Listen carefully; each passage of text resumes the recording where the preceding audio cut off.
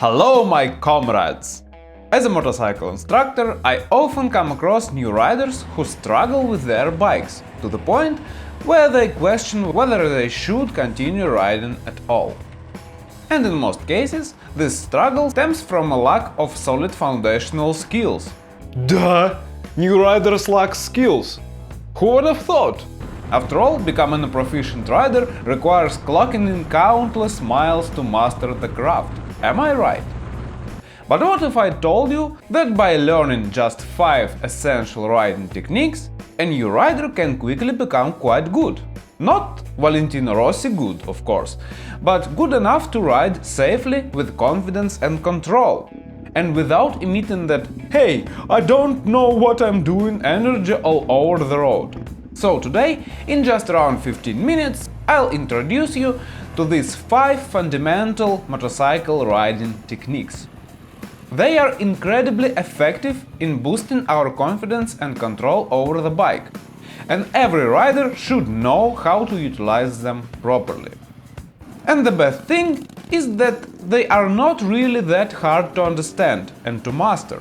You don't have to ride for 20 years straight or train like a professional rider to become good. In fact, a lot of these techniques we even do subconsciously. We use them even without knowing. But of course, when we become aware of how they work and how to use them properly, it's just a completely new level of riding.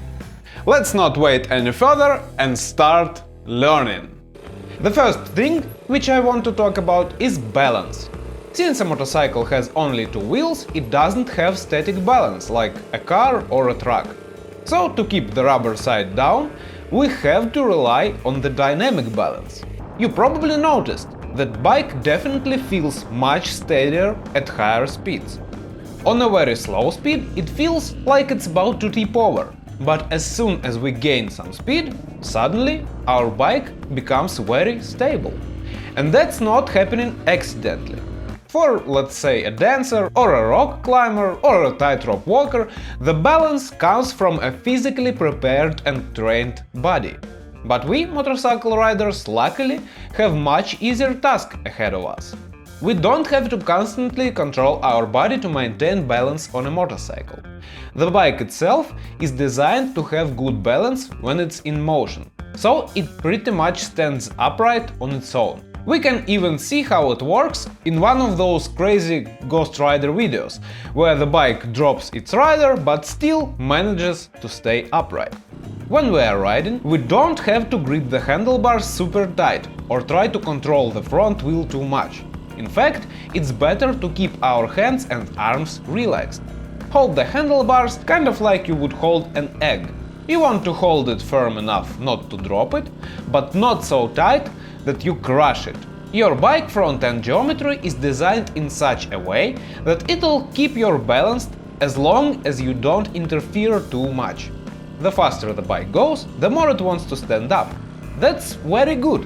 But there are situations, of course, when we have to go slower. What about them? Where can we find balance on slower speeds? Here is a trick that can help us out when we are riding at slow speeds on motorcycle. The faster we go, the more stable our bike becomes, right? We can use this to our advantage.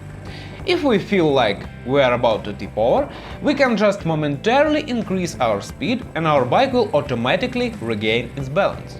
We don't have to worry about using our body to balance it or even put our feet down.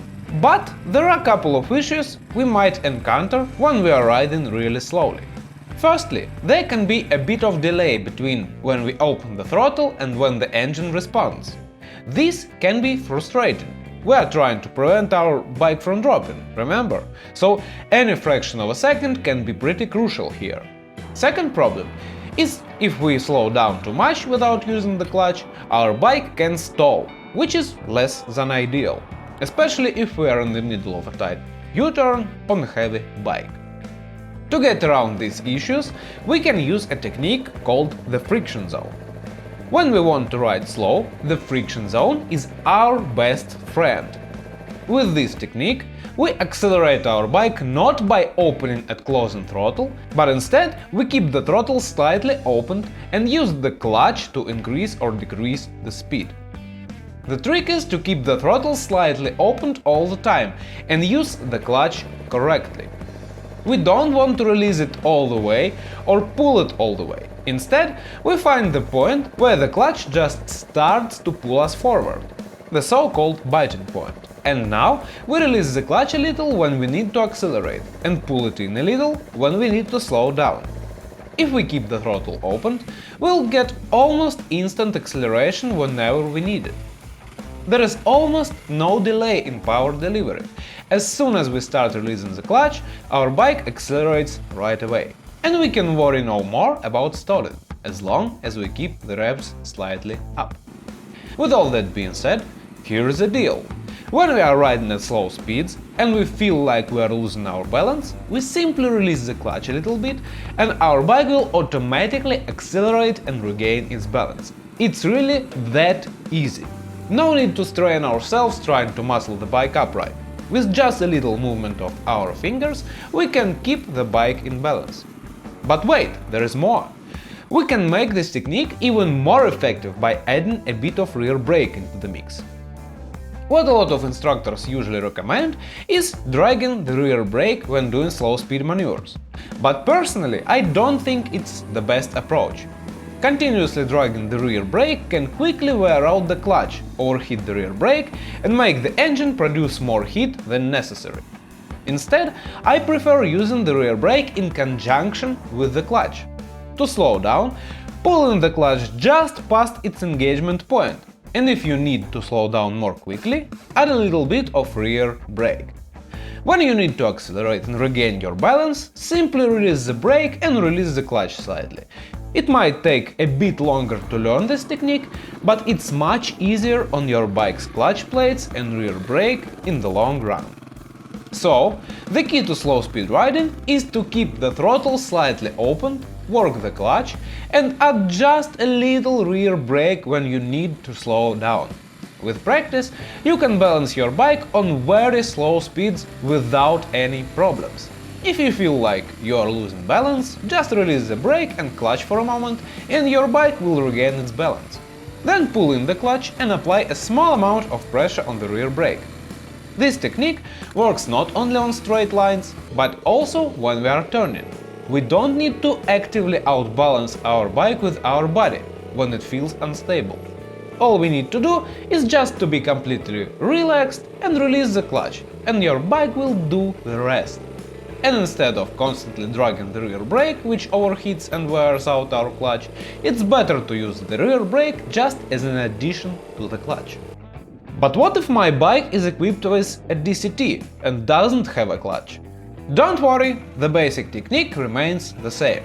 You need to make small accelerations when you feel unbalanced.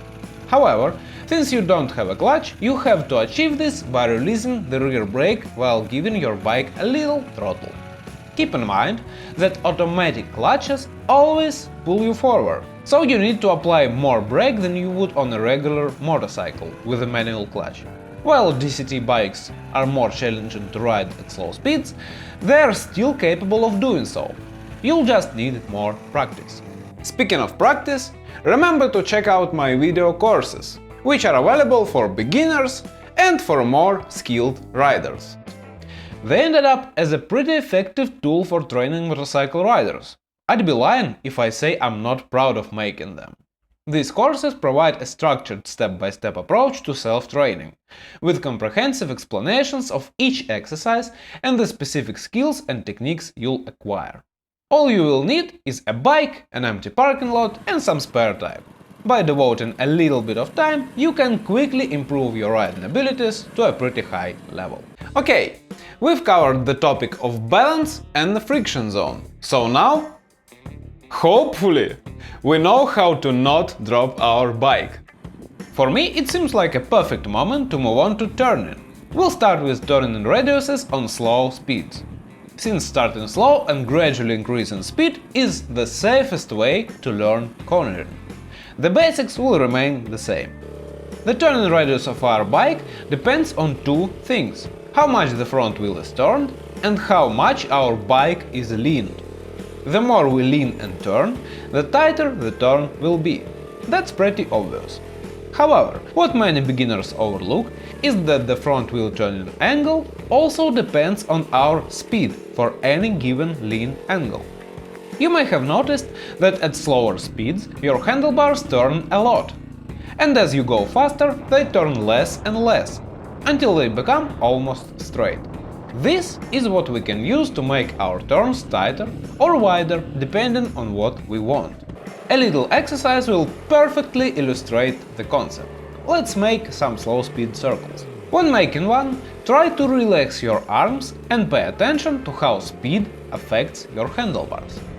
As you pull in the clutch and slow down, your handlebars will begin to turn themselves more into the turn. The more you slow down, the more they turn. And if you release the clutch a little, they will become straighter. Once you feel this and make it your muscle memory, making turns tighter will be effortless. Just pull in the clutch a little, apply gentle pressure on the rear brake, and your handlebars will turn more automatically, making your turns tighter. Allow your bike to work for you, and it'll be that easy. And the exact same principle goes for higher speeds too, except now instead of clutch we use the throttle. As we open the throttle and accelerate, we have wider curves. And as we are slowing down, our turn tightens up. For the same lean angle, our speed equals turning radius. Now you might ask, why bother with all this stuff? Why can't I just turn my handlebars into the turn, like in a car? It's not that simple as it seems.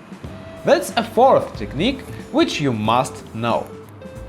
And it's called counter steering. Remember, in the beginning of the video we established that our bike always balances itself and wants to go straight, if we don't interfere. So let's do just that, interfere with the handlebars and see what happens. As I ride straight towards the camera, at some point I decide to turn the handlebars to the right. As expected, the front wheel and the entire front end of the bike begin to shift towards the right. However, since motorcycles do not have any support from the left side, like cars do, the bike starts to lean more and more to the left. If I continue to hold the handlebars turned to the right, the bike will eventually fall over onto its left side. Therefore, at a certain point, I release the handlebars and allow them to turn to the left on their own. As we remember, the handlebars turn themselves just enough to stabilize the bike and avoid a fall. The action of turning the handlebars, which initially caused the bike to lose balance and tip to the left, is called counter-steering. This term is used because it initiates lean of the bike into the opposite direction of turn. Turning the handlebars to the left results in the bike leaning to the right, while turning the handlebars to the right causes the bike to lean to the left.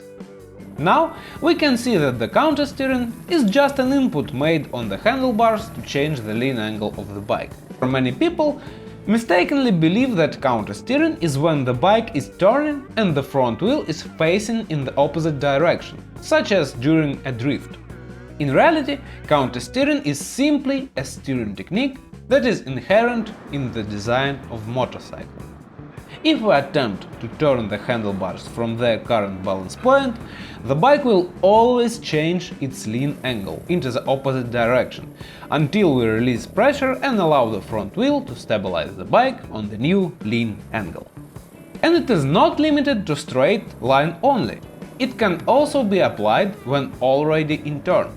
To increase the lean angle, we briefly push the inner handlebar forward, which straightens the wheel and causes the bike to lean more. If we want to decrease the lean angle and make the bike more vertical, we can briefly push the outside grip, causing the bike to stand up. We can use counter-steering for a wide range of maneuvers, regardless of the type of the bike or the speed we are traveling.